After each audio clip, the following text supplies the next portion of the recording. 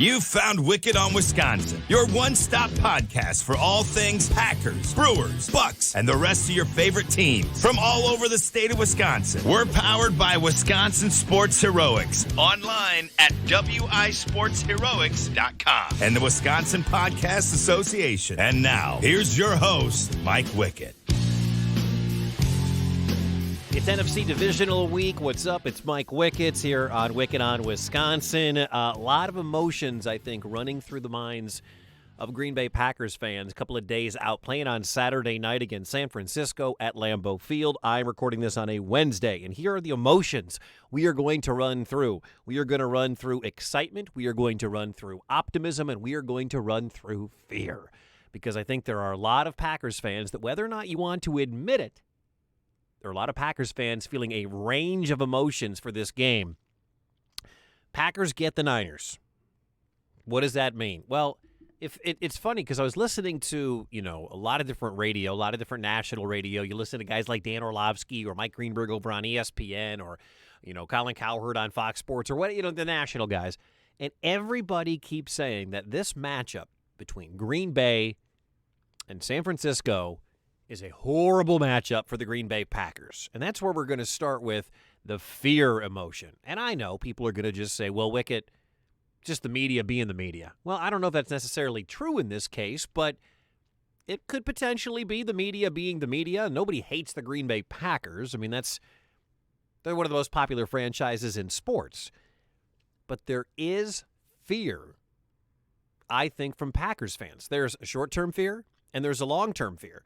The short-term fear is simple. Lose in this season where you win the NFC North once again and get a home playoff game and get a bye, and the season ends. And that sucks. The long-term fear is the bigger cloud hanging over Packers fans going into this one. And that is futures without Rodgers, without Davante Adams. That is the future without those guys. That's the long-term fear.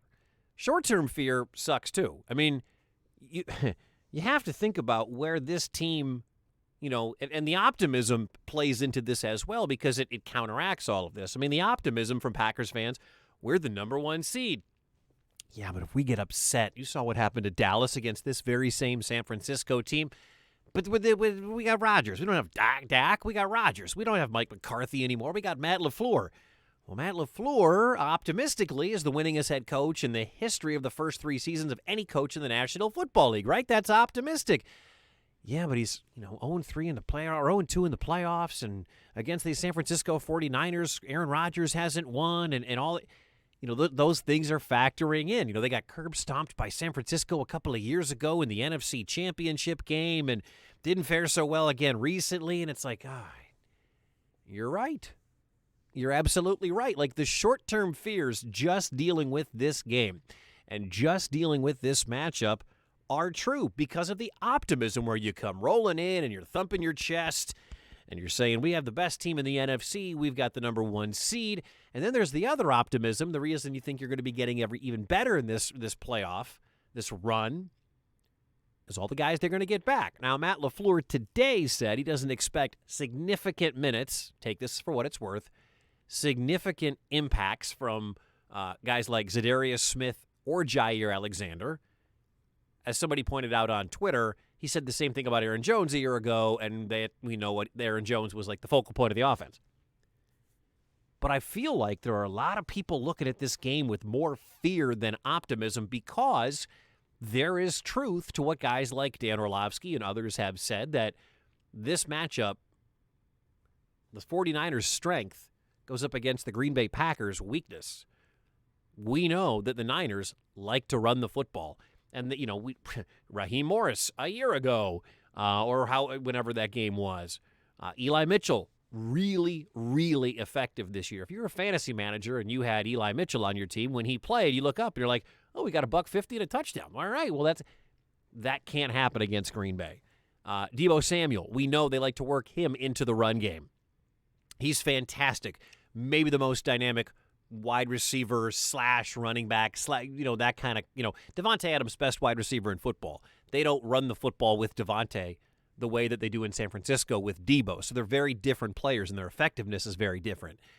Deebo Samuel comes across, kind of lines up in the backfield, comes across at those handoffs, comes across on the end around. They like to get him the ball in space. He and Ayuk are both very, very dynamic players when they can get them the football in space. Those guys are shifty and tough to take down. And this sort of, I don't want to call it gimmicky or gadgety offense, but this kind of thing where you know they're going to run the football. They run block so very well. I haven't even talked about George Kittle yet. The fact that Green Bay does give up a lot of yards on the ground, it does tend to play into a weakness for the Packers. Their rush defense is the weakness of this team when you talk about on offense and on defense. I mean, the real weakness of this team is special teams. But when you're talking about offense and defense, the weakness of the Green Bay Packers is their ability to stop the run. And that happens to be the strength of the San Francisco offense. I'll get to Jimmy G in a second as well, but between Eli Mitchell and Deebo Samuel and short, quick passes to guys like Brandon Ayuk, and the blocking schemes that follow or lead the way or plow the road, that's where you have to be concerned for Green Bay. Now, again, they get Zadarius Smith back. Preston Smith's playing great. Adrian Amos is going to be up for the challenge. Devondre Campbell is an all-pro, which is something that we never would have said 6 months ago. But can they – they're not going to shut down this offense. And I want to warn Packers fans right now. Message to Packers fans. They're not going to shut down the defense. A successful day for this Green Bay Packers defense. A word to Packers fans right now. The Green Bay defense will not shut down San Francisco's running attack. That's not going to happen, all right? What you hope is the Green Bay defense rises to the challenge and limits the San Francisco rushing attack, limits Eli Mitchell, limits Deebo Samuel, limits what they do when they give Brandon Ayuk in space and those quick passes. That's what you could hope for. And what I mean limit is, how about hold them under 150 yards? That's what I want to see. But on the ground, if you can somehow limit that offense on the ground to 150 yards or less, I think that is a huge win for Green Bay defensively, because the guy throwing the ball is not a guy you worry about. Jimmy Garoppolo is a guy that Niners fans are saying that this team is winning in spite of, not because of, in spite of. Now, I know he's a bit banged up, but he's going to get the start. He's going to go. Because I think we talked about it last week. He wasn't just playing for, the Niners to go into Dallas and win and keep advancing. I think there are teams looking at Jimmy Garoppolo right now that might be looking for a quarterback next year and saying, hey, is this the guy? Is this a guy that can help our team go to the next level? And Garoppolo is a serviceable quarterback. I think there was one game he threw 4 touchdowns against the Saints and he's not that great a quarterback, and he's going to make mistakes. I've made the comparison between Minnesota and San Francisco a lot on this podcast, and I think there's some comparisons between Garoppolo and Kirk Cousins. You can fluster Cousins. If you can get to Jimmy Garoppolo, he's going to make mistakes, just like Cousins is going to make mistakes, but Jimmy Garoppolo will definitely make mistakes. And if that is the case, then this team, if they can pressure Garoppolo, errant throws, I don't know if Jair's the guy, Brandon Stokes is the guy, or of course, Rasul Douglas, if he's the guy. I mean, he's having a Pro Bowl year in a short amount of time in Green Bay.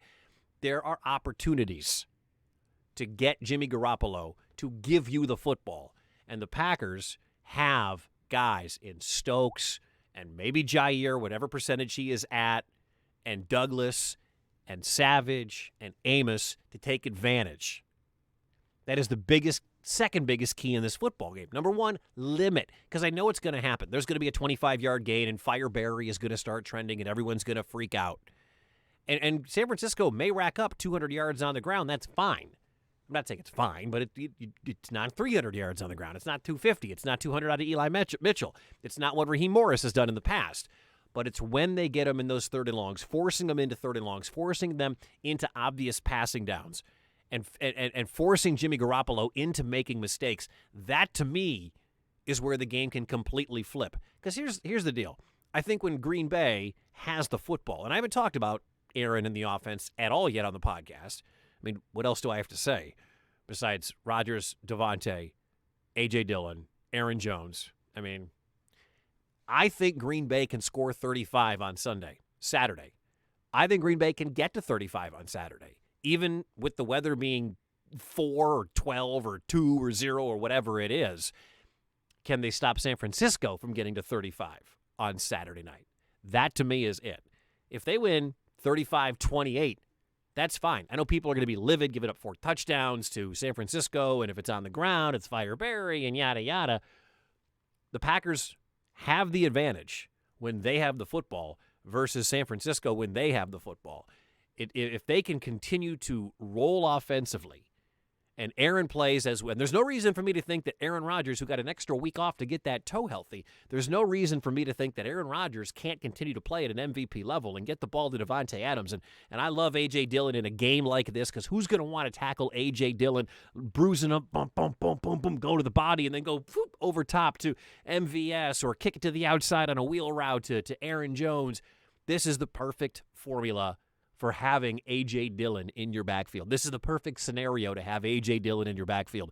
In that middle of the third quarter, when we got a lot of football game left and it's cold and that temperature is 0, who's going to want to tackle A.J. Dillon coming through the line when it's that cold and the wind chill is negative? Nobody's going to want to do that. Bosa's not going to want to do that. Warner's not going to want to do that. None of these guys are going to want to do that. I don't think Green Bay is going to have a big problem scoring in this football game. It's on the defensive side of the ball, and I don't need him to be great, all right? I know a lot of people are going to want to fire Barry after, like I said, the one big play. But the reality is San Francisco's good. We're in the Final Four here in the NFC. San Francisco's offense, you saw what they did at Dallas. People were kind of infatuated with Dallas, with Parsons and Diggs, and that ground game, that thing is effective. Green Bay's not a great rush defense.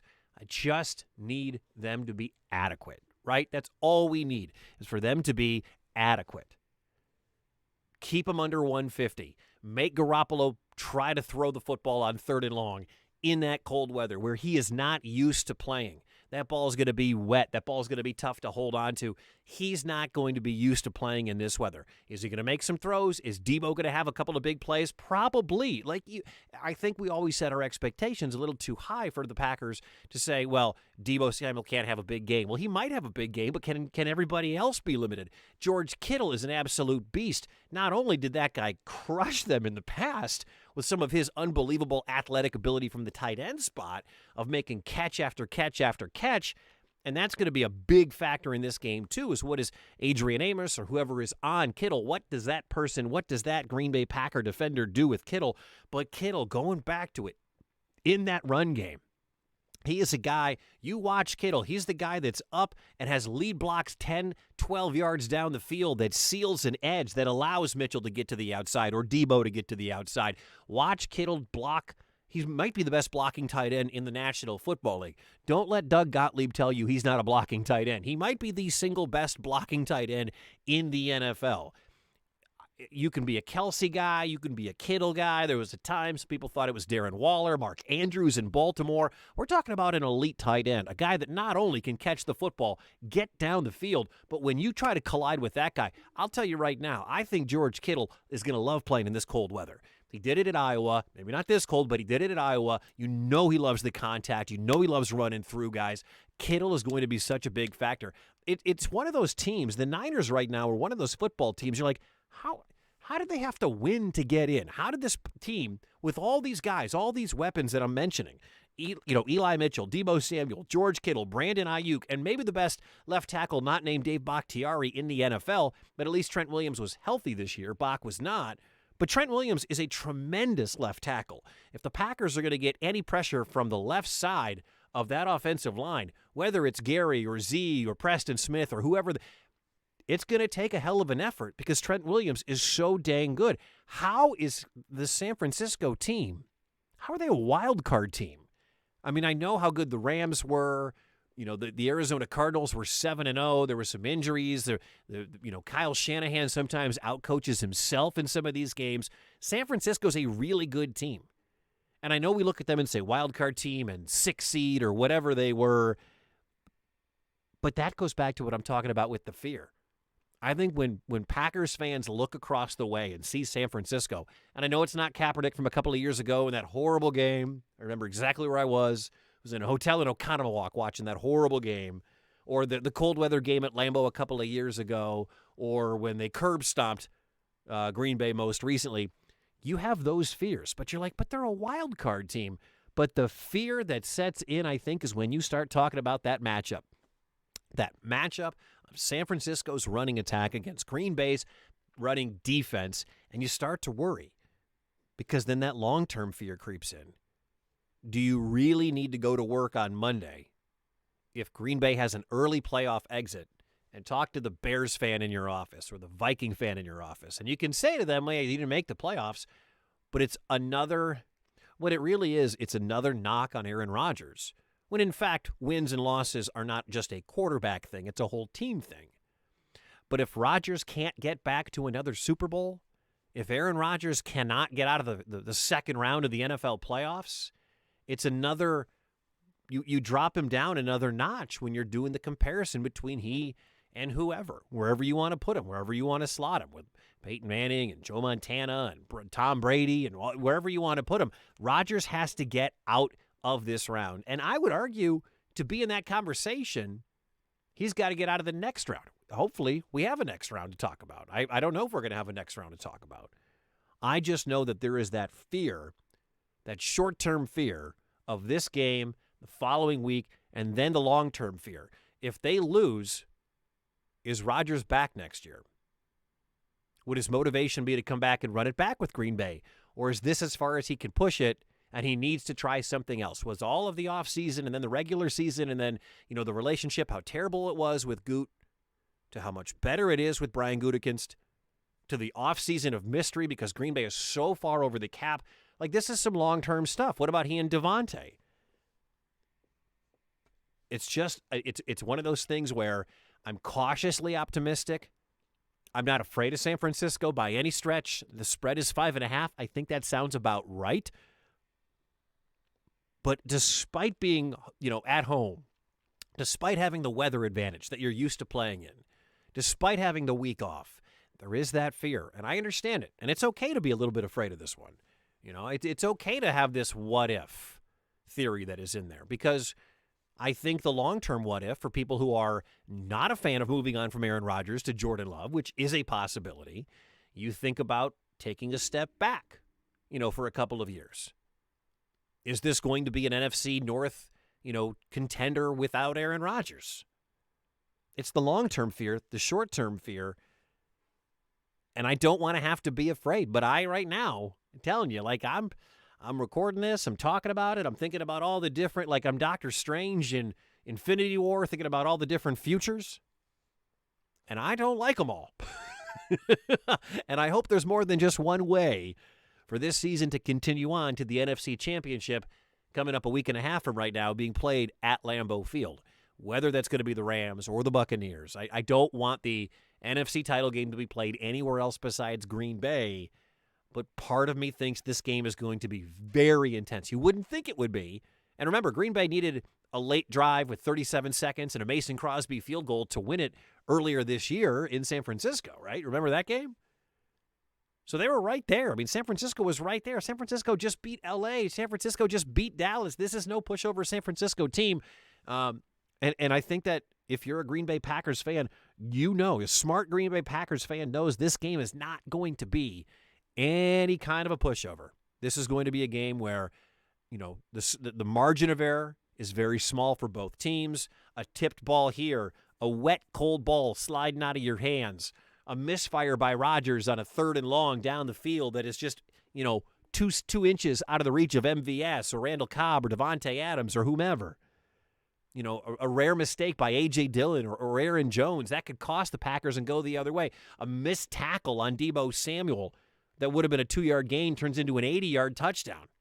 I mean, we've seen those. Every team goes through those. Packers fans, you've seen them. So this is going to be a very close football game. I don't know if 5.5 is a number I would bet on for Green Bay to cover. I'm going to take the Packers. Maybe it's because I'm a Packers fan. Maybe it's because the podcast is Wickett on Wisconsin and not, Wickett on California. But I can't wait for it, man. All those emotions. I'm excited. I'm scared. I'm optimistic.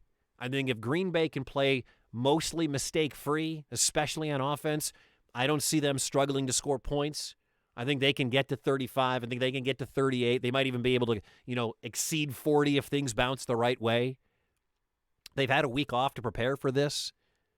I think now is the time for Aaron Rodgers and Matt LaFleur and this organization who's getting better, who's getting healthier, who's getting stronger, to show why they were the number one seed, exert some dominance.